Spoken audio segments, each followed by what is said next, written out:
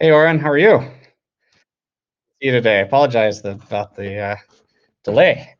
So obviously, I've known you for a number of years, but would love to sort of have everyone get to know you a bit more. So could you sort of walk us a little bit through your background professionally, and then also a little bit about how you got involved in starting and investing in data companies? Sure. Yeah, I started a company called LiveRamp. LiveRamp is the biggest middleware company for marketing and marketing technology companies. It's now a 300 million ARR company, publicly listed. It's about a 6 billion market cap company, and then a few years ago started SafeGraph. SafeGraph's a data company. We sell data for about physical places. And so if you want data about, I don't know, where all the McDonald's are or something like that, that's what we do. And then on the side, and kind of as a hobby, been very kind of an active and investor over the last dozen years or so. Right. Um, and so what types of things do you look for in your investments, particularly around sort of data-centric companies or DaaS, as you might call it, as an investor? Well, I think I think in general, when you're investing in companies, especially if you're investing early, it's good that the company is focused. So the more focused that the company is, the better. One of the I think for data companies, a lot of data companies also have like an application or an analytics business. Some of them even have services or something like that. And so my bias is the best companies are super, super, super focused. And so I really like companies that have like one core thing that they're doing and they're trying to be the best at that thing, rather than like peanut buttering it out and having like many things that they're doing, and they're anywhere between fifth best to second best in those things. Are there specific metrics that you look for in these companies as an early indication of success or product market fit? Well, for data companies, one thing is as simple as just like how joinable is their data set with other types of data sets. It's similar to software, and software like integrations are super important. If you're running a SaaS company, you want to integrate it to as many other SaaS companies as possible, because the average company that might buy your product may be using 50 other 50 other SaaS vendors, and you want to be able to get that data around and move in the workflow with those companies. But in SaaS, you have these like different integration platforms like Zapier or something like that, where it's like pretty easy to move that data around. In data, there isn't like a Zapier analogy, and so you really want to make sure your data is easily joinable. And essentially, there's all these foreign keys to other data sets so that these data can work together. Got it. Got it. And when that happens, I've heard from following you on Twitter and your blogs that you see data as often a winner takes most, if not winner takes all type market. Is that sort of what ultimately creates that lock-in? Does that exchange between all the different players? Yeah, I mean, data is probably more similar to like the API business than it is to SaaS software. In SaaS, it's extremely rare to have like a super winner take most market, because there's different workflows and there's UIs that appeal to different people. APIs and data are a little bit more straightforward, and ultimately they're really about scale and breaking down all these different use cases, everything like a Twilio or a Stripe, and they tend more toward a winner take most. And that's especially true if you're like lowering prices over time. Many data companies make the mistake of following like a SaaS playbook, which is to significantly raise prices. But if you're constantly giving your customers like more features and more data for the same dollars, you're also can more tend toward a winner take most environment as well. Got it. Got it. And how do you think about, margins and other dimensions of data companies as they compare to SaaS companies, and what are the differences there? Well, data is interesting because it's hard to calculate the margin, to the true margin. And the true margin is really, if you have a new customer, let's say you get a new customer tomorrow that pays you 50 grand a year, what's the margin on the new customer? So kind of on the net new customer. In some ways, that's like really your true margin, rather than just like all the other ways to calculate. And data businesses generally have a really good true margin, especially the ones that aren't like paying out variable costs. Most of them have fixed costs where they're acquiring data for some sort of fixed cost price, and then every new customer they don't pay any more additional for. And so figuring out that is pretty difficult. The margins can look a lot worse in the early years when you have low revenues. LiveRamp's margins now look super great, but if you looked at LiveRamp, even sub 20 million, they actually looked horrible. And so you really had to understand like what really goes in COGS and what doesn't. And in data companies, you're just putting more things in COGS than you are in software companies. But in really the true margins of a data company are often way better than a software company, and often like much easier to get to profitability. And probably the most famous data company right now that's doing really well is ZoomInfo, and ZoomInfo is just a profit-making machine. And so, given that dimension and the success of ZoomInfo and LiveRamp, I mean, what do you think investors are missing? Because I know a lot of investors are not yet sort of true believers that a lot of the data businesses have been sort of harder to scale, and now there's some notable examples where that's not true. Do you think that paradigm is shifting now in the market, and what do you look to sort of convince you of that? Well, first of all, there really aren't that many data companies, period, that are like really pure play data companies that are trying to just be a data company. There's a lot of companies that are like application companies, and they've got some sort of exhaust, and they've got some data business on the side, or data is really like a feature of their application. But they're not really just set up to sell facts. So, if you think of a data business, really is just like, I sell facts to you. ZoomInfo is pretty simple. Like, I'm selling you the contact record of this, a purchase manager who sits at McDonald's or something like that. And you want to make sure that their name is correct, that their title is correct, that their email is correct, that their phone number is correct, right? So basic information, and then that information is actually true. There's really not that many companies that are actually data companies that are really focused on being data companies rather than just like some exhaust that they have on the side. And the ones that are really focused on being data companies, historically, most of those data companies focused on like the marketing niche, where they sold to marketing. And in marketing, it's a very different beast where you don't need to be super accurate to perform really well. If you get to like even 50% accurate, you're going to perform extraordinarily well in marketing, because darts might be 3% accurate or something. And so you're really going to lift a lot of campaigns if you get to 50% accuracy, or let's say 50% above throwing darts. So let's say you're 70% on gender or something like that. You probably do like really well in the marketing world. But if you're selling to like data science teams and machine learning teams, 50 to 60% accurate just won't cut it, because these errors really compound really, really fast. And so you've got to be at least in the 90s, and for many use cases in the very high 90s percent accurate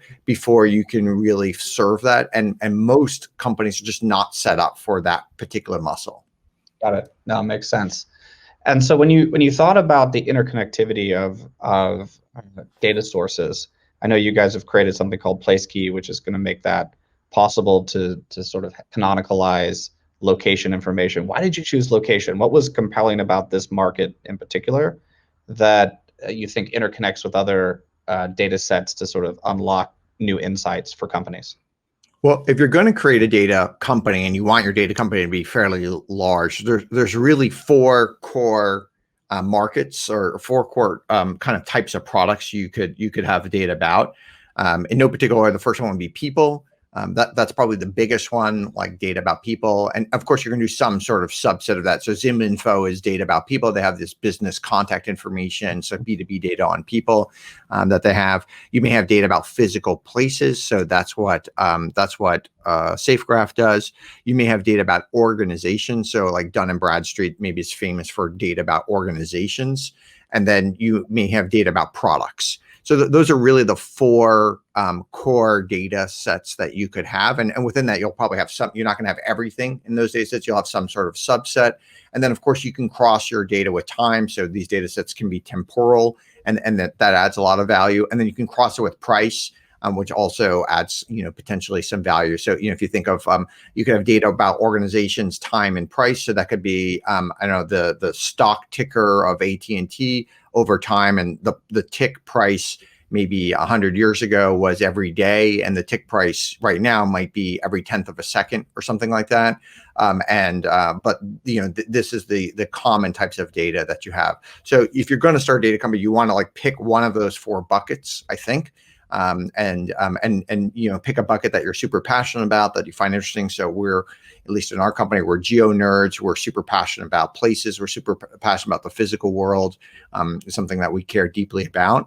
And then, of course, once you pick that area, then you're going to want to start figuring out how you can link it to other data sets. And maybe there's a open source way to do it. In our case, like, there wasn't an open source way. So we helped work with a bunch of other organizations to create an open and free way to connect data sets to one another. And the more you connect data sets to one another, the more powerful all the data sets become. Of course, your data set becomes powerful too, but every other data sets in that space becomes really powerful as well, because the real power comes in joining many, many, and potentially even hundreds of data sets together to really unlock all these really interesting things. So when location data sets obviously are of huge interest to the real estate industry. What other industries might have interest in that, and how do we think about what kinds of things they would be joining with it to sort of impact their business? Yeah, real estate's probably the most common. So, of course, if like you're looking for a home or something like that, you might want to join it to, to learn about the schools in the area, or you might want to join it to know about crime, or you might want to know about floodplains or hurricane or historical weather, or you might want to even know like what work was done on that house in the past, maybe about an old house, and there might be, the furnace may have been busted, or the foundation may have been interesting, or you may have had multiple different contractors over the last 50 years who have worked on it in different types of way. You might want to understand the wiring, the copper, what the roof was made out of, all this other types of stuff. Insurance would be another vertical where you'd want to learn a lot about these types of things. Anything in public policy, a great deal of public policy is dealing with places. You might care about logistics is really important. Anything in the healthcare world, you're going to care about most of healthcare is delivered at a place. So you're going to want to care about that. If you're like, for instance, the cold chain vaccine rollout is really about different, like moving vaccines from place to place is incredibly important. Financial services is a big world where you're going to care about data about places. Certainly, there's so many different services where you have technology meeting physical world, whether it's Uber or Airbnb or Open Door, or even Snap is doing so many things, and Facebook, Twitter are doing so many things dealing with the physical world. So the more we're interacting with the physical world, and so many technology companies are doing that, the more place data becomes important. God, that makes a lot of sense. How do you think about sort of specializing in subsets of things? Like, for example, within people, healthcare data around people, you see lots of companies doing niches where they specialize in particular subsets of data. How do you think about that relative to sort of more horizontal or broad use case of that same sort of those 4 verticals that you mentioned? Well, I think all these things can work really, really well. And so the niche you are, the faster you're going to go to market, and potentially the faster you're going to get adoption. But also the faster you may hit some sort of asymptote of your market size, and then you may have to move into other different niches that are nearby what you're doing. So I think these can be really good strategies. In general, as an investor, I prefer a nichier strategy, because you can be more assured that the company will be the best in the world at that particular thing. And then it's really just a question of like, is this a good enough team? Is this a special team that can move to adjacent niches once they're no longer growing at 100% year over year anymore? And so if they're in a niche, let's say you're confident that niche can get to 20 million in ARR, but you're not confident that could get to 200 million in ARR. So they get to the niche, and then they're no longer growing, and hopefully it's a smart enough team that can move to an adjacent niche. Got it. One of the questions from the audience: any strong views on how startups should prioritize different paths when delivering data to customers, flat files versus API versus others? Yeah, I mean, I do think like you want to be able to give your customers data in a way that they want it. And so ultimately, if you're a data company, you're going to have many different delivery methods to your customers. It's probably best to start with one. So SafeGraph initially just started with flat files. So you just got this big file. So that really means we were selling to bigger organizations that really wanted to ingest all this data internally, that all these different, they may have different security protocols or anything like that. In our case, like our average customer pays us over 100K a year. So they're large, they tend to be larger customers. You might decide to work with smaller customers. They might not want the flat file. They might want some sort of API, or they might want another way of working on that. But then, then eventually you're going to be launching other things. So, we're launching an API to work with all different customers. We have other ways of downloading that. You can get data directly into Snowflake or Databricks or, Azure or GCP or AWS cloud, or, wherever you want that data. You're ultimately going to have to do more and more things. The key thing, one of the problems with data is that it's really hard to start using it. And what you want to do is try to figure out ways where the customer is spending as little engineering time as possible to use your data. The more time they spend using your data, in some ways, the worse experience it is. So you want to be able to push it directly into their environment. And if they care like deeply about Snowflake, and you can save them 4 different steps by pushing it directly into Snowflake, you should do that. Got it. So when you think about that customer segmentation, what are the hallmarks of customers that are likely to be early adopters and become, large scale users of the data? Is it going to tend to be technology companies that are super adept in engineering and data science that know how to manipulate it? Or what about sort of historical companies that are newer to data, and how you think about the trade-offs of working with each kind? Yeah, well, historically, for companies that sell bigger data, so larger amounts of data, the number of customers historically has been small, because historically you needed a really advanced engineering team to bring in this type of data and make use of that data. That's changing pretty fast. So today, a good engineering team plus a tool like Snowflake or Databricks, et cetera, equals what maybe our super advanced engineering team was 5 or 10 years ago. And so you can do a ton of damage with these like other tools that you're probably already buying. And so whereas before, maybe the most advanced people were just joining like the super well-known technology companies, and so you could only sell to them. Now you can sell to across many different types of firms. The other thing that's happening is that companies are getting better and better at using their own data. So if you think of a retailer or something like that, they might be they're moving further and further on the curve of using their own data. Many of these companies are reaching an asymptote where there's not that much more they can get out of using their own data. And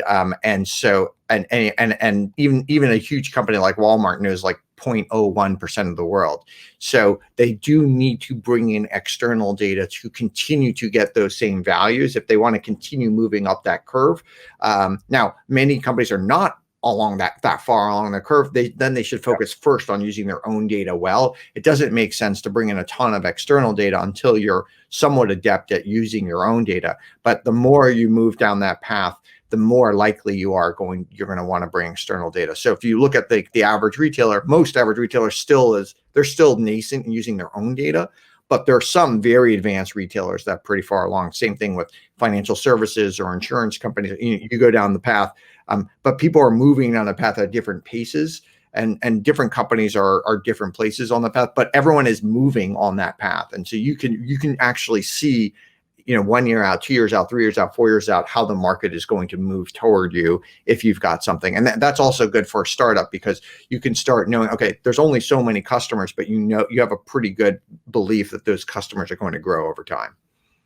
And how do you think about the trade-off of, hey, I just give a raw pipeline into Snowflake or whatever sort of medium or format that you might want, but then it's sort of hands off for you to then manipulate the data, versus trying to wrap it in more of a SaaS layer where you make it super accessible to them without necessarily needing to have the data science skills to manipulate the data. That's sort of historically been true of a lot of the marketing data Yeah, and I think whatnot. historically that's how people did sell data, is that they had data, but they didn't feel like anybody could use it. They had some sort of cool proprietary data, but they didn't really feel like that many people could use it. So they wrapped it in some sort of application, and then people easily could buy the application. They can pay per seat or whatever they did on that particular application. And that's historically how a lot of companies did that. They might have been quote unquote data companies, but they were actually selling a solution, and not the data was like a core feature of the solution. But there's many other things, UI and analytical tools and a whole bunch of other things that went into that type of thing. And sometimes the data was actually almost auxiliary to what they were doing. And I think they had to do that because there were so few buyers of data. Today, there are many, many more buyers of data. There are still many that can't do that. So there are many that still would prefer the solution, and maybe most companies would still prefer the solution. But there are some companies where they do want to bring it in-house. They have many, many different products that they want this data to inform. They've got many things going. And then if you do that, you're kind of more working with the data science team or machine learning team at a company. Whereas if you're selling a solution, you might be working with, let's say, the marketing team or the finance team or whatever your solution is specifically trying to do. Got it. And one last question for the audience before we jump into another category that I'd love to talk about, some of the graphs that you've put up on Twitter. But so when you're looking at the trade-offs around data companies, curious to hear your thoughts on bottlenecks in particular. What other bottlenecks are you seeing at this point? What do you mean by bottlenecks? Or it's a question from the audience that got just if there are other constraints that you're seeing. I think so. Well, let me just ask a different question then, since we're not 100% clear either. When you think about the trade-offs of precision versus coverage, right? Yeah. How do you think about like being one integrated data source all over the world or over a broad geography versus being super precise in a more narrow scope? Yeah, so I think in the older days of data, a lot of the data companies made their money from marketing. And in marketing, you want coverage over precision, and because the added benefit from going to 50% accuracy to 60% accuracy wasn't very high. In fact, the market probably wasn't rewarding you for that at all. But the added benefit of going from covering, let's say, 20% of the population to covering 50% of the population was just massive. And so you're always opting for coverage over accuracy in the marketing world. Once your accuracy gets to like some sort of like basic point, let's say somewhere between, let's say around 50% accurate or something like that. So most data sets that were used for marketing never got better than 50% accurate because there was no economic reason for them to go do that. If your data set is actually being sold to data science teams or machine learning teams, then accuracy or precision is going to be more important than coverage. And so you're going to be probably more focused on having, like, let's say, less coverage, but having a much higher accuracy. They can build a model to then, to blow it up to something more if they need to cover a higher percentage of whatever the population of your data set is. So let's say you're selling pricing data of products, that CPG products, and you want to know the price of Coke and Pepsi and Budweiser and that type of thing. Well, you really want to make sure your pricing data is perfect and exact. You might not need to know tens of millions of transactions. You may only need to know 100,000s or in the 100,000s of transactions. That could be good enough if your price is actually correct and if you can actually show all the denominators. So then one could then blow this up to represent a broader population. All right, and so let's talk about some of your napkin graphs. If we could pull up one of them, that would be great.